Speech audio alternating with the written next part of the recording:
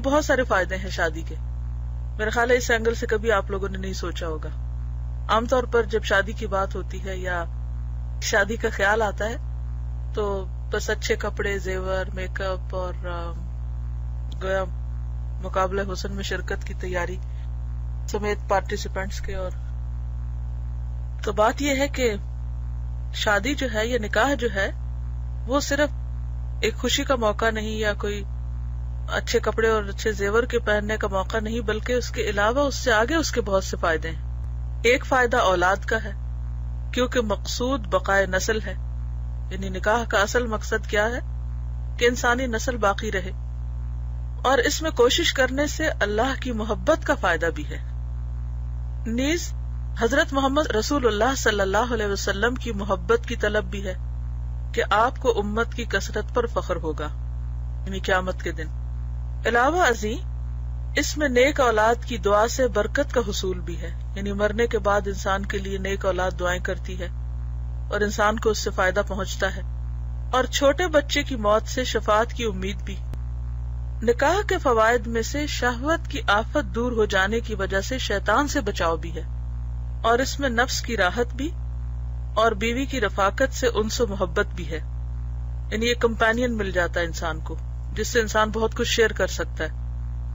ایک فائدہ گھر کی تدبیر سے دل کی فراغت ہے. یہ مردوں کے لیے خاص طور پر کہ اگر وہ شادی نہ کریں تو گھر کے کام بھی انہیں خود کرنے پڑے.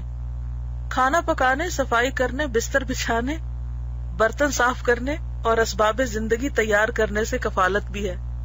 یعنی ان سارے کاموں سے مردوں کی نجات ہو جاتی ہے، فارغ ہو جاتے ہیں، کیونکہ اکیلا رہتے ہوئے ان میں سے اکثر کام انسان کے لیے مشکل ہو جاتے ہیں. اگر انسان خود ان کو کرنے لگے تو اس کا بہت سا وقت ضائع ہو جاتا ہے، بہت سے مفید کاموں کے لیے فراغت نہیں رہتی. گویا نیک بیوی دین میں مددگار بھی ہے. یعنی اگر وہ گھر کے کام بھی کرتی ہے تو بھی، اور ہسبینڈ جو ہے وہ دین کی خدمت کر رہا ہے، اللہ کے راستے میں نکلتا ہے، تو وہ بیوی گھر رہ کر بھی اس کے اجر میں شریک ہوتی ہے، اس کے پیچھے گھر کو سنبھال کر. نکاح کے فوائد میں سے یہ بھی ہیں کہ نفس کے مجاہدے، نگرانی اور حکمرانی کی وجہ سے اس کی اصلاح، بیوی بچوں کے حقوق کا پورا کرنا، عورتوں کی بد اخلاقی پر صبر، ان کی طرف سے تکالیف برداشت کرنا، ان کی اصلاح اور ان کو دین کے رستے کی طرف رہنمائی کرنے کی کوشش، کسب حلال کی جد و جہد، اولاد کی تربیت کا اہتمام وغیرہ، جو تمام اعمال جو بڑی فضیلت رکھتے ہیں. یعنی یہ سارے کام بہت فضیلت کے ہیں. کون کون سے؟ نفس کا مجاہدہ. نفس کا مجاہدہ کیسے؟ جہاں شادی سے انسان کو خوشی حاصل ہوتی ہے، کچھ فائدے حاصل ہوتے ہیں جن کا اوپر ذکر کیا گیا، وہاں انسان کو بہت سی قربانیاں بھی دینی پڑتی. اکیلے رہنا جو ہے یا اپنی مرضی سے رہنا، اس میں بھی بہت سے فائدے ہیں. انسان اپنی مرضی سے سوتا ہے، مرضی سے جاگتا ہے، مرضی سے کھاتا ہے، مرضی سے پیتا ہے، اس کو کوئی پابندی نہیں ہوتی، ایک طرح سے آزادی ہوتی ہے. اور انسان کو کسی دوسرے یعنی اپنے ساتھی کی طرف سے جو تکلیفیں پہنچتی ہیں ان کے بھی مسئلے نہیں ہوتے.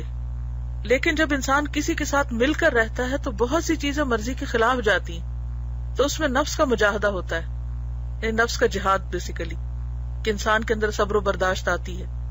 نگرانی یعنی انسان ایکسٹرا کانشیس ہو جاتا ہے، اپنے نگاہ، اپنے دل، اپنی ہر چیز کی حفاظت کرتا ہے کہ وہ ایک دوسرے سے خیانت نہ کرے.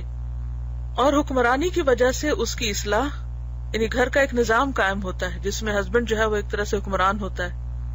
تو جب ایک انسان دوسرے کے اوپر حکم چلاتا ہے تو اس کو اپنی اصلاح بھی کرنی پڑتی ہے، کیونکہ انسان دوسرے کے لیے بہترین رول ماڈل ہو نہیں سکتا جب تک کہ وہ خود کو درست نہ رکھے. اور بیوی بچوں کے حقوق پورے کرنے کا بھی اجر ہے. عورتوں کی بد اخلاقی پر صبر، کیونکہ عورتیں بہت ایموشنل ہوتی ہیں، ایک دن خوش ہیں، ایک دن ناراض ہیں، اور کبھی بغیر وجہ کے ہنسنے لگتی ہیں، وہ کبھی بغیر وجہ کے رونے لگتی ہیں. تو مردوں کے لیے بعض اوقات عورتوں کے اس مزاج کو سمجھنا بھی ایک مجاہدہ ہوتا ہے، اور پھر وجہ نہیں بتاتی ہیں اور چاہتی ہیں کہ بغیر وجہ بتایا ہی سمجھ لیا جائے کہ وہ کیا چاہتی ہیں. تو ان سب چیزوں پر صبر جو ہے مردوں کے لیے، وہ ان کے لیے باعث اجر ہے. ان کی طرف سے تکالیف برداشت کرنا، یعنی ان کے موڈز وغیرہ کی اور بعض اوقات بد زبانی کی، ان کی اصلاح اور ان کو دین کے رستے کی طرف رہنمائی کرنے کی کوشش، بیسیکلی تو مرد کی ذمہ داری ہے. اس میں بھی مرد کے لیے اجر ہے، کیونکہ قرآن پاک میں آتا ہے نا، یا ایھا الذین آمنوا قوا انفسکم واہلیکم نارا، پھر ان سارے ذمہ داریوں کے علاوہ کسب حلال کی جد و جہد، کیونکہ ایک اکیلے انسان کو اپنے اوپر جو خرچ کرنا پڑتا ہے وہ تو بہت تھوڑا ہوتا ہے، لیکن جب وہ بیوی بچوں پر خرچ کرتا ہے تو اس کو زیادہ محنت کرنی پڑتی، زیادہ کوشش کرنی پڑتی. تو پھر کیا ہے کہ جب اولاد کی تربیت وغیرہ کی جاتی ہے تو یہ سارے اعمال بہت فضیلت رکھتے ہیں، یہ جہاد ہے ایک طرح سے، اور یہ سارے کام شادی کے بعد ہی ہو سکتے ہیں، شادی کے بغیر نہیں ہو سکتے. جو شخص یہ حقوق پورا کرنے سے ڈرتا ہے وہی نکاح سے اجتناب کرتا ہے، نہیں وہ شادی نہیں کرنا چاہتا. وہ کہتا ہے کہ اوہو مجھ پہ تو بہت سی رسپانسبلٹیز آ جائیں گی، ذمہ داریاں ہوں گی، پھر میں کیا کروں گا. بیوی بچوں کے لیے مشقت برداشت کرنا دراصل جہاد فی سبیل اللہ کی طرح ہے.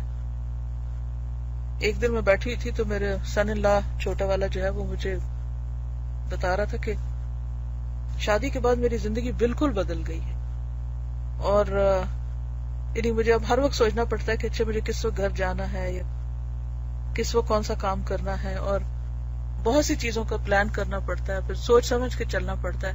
جب انسان اکیلا ہوتا ہے تو اس کو یہ تو فکر نہیں ہوتی کہ وہ کس وقت کون سا پلان بنائے یا نہ بنائے، کیونکہ پھر جب انسان شادی کر لیتا ہے تو پھر اسے اپنے ساتھی یا بیوی بچے جو بھی گھر میں فیملی میں افراد ہوتے ہیں ان سب کو ساتھ لے کر چلنا پڑتا ہے. اور پھر آپ دیکھیں کہ جب بچہ ہوتا ہے تو اس میں اور بھی پلان جو ہے مزید پھیل جاتے ہیں. اس میں صرف بیوی نہیں بلکہ بچوں کی مصروفیات اور ان کے موڈ اور ان کی ضروریات ان سب کو سامنے رکھ کر انسان پھر پلان کرتا ہے.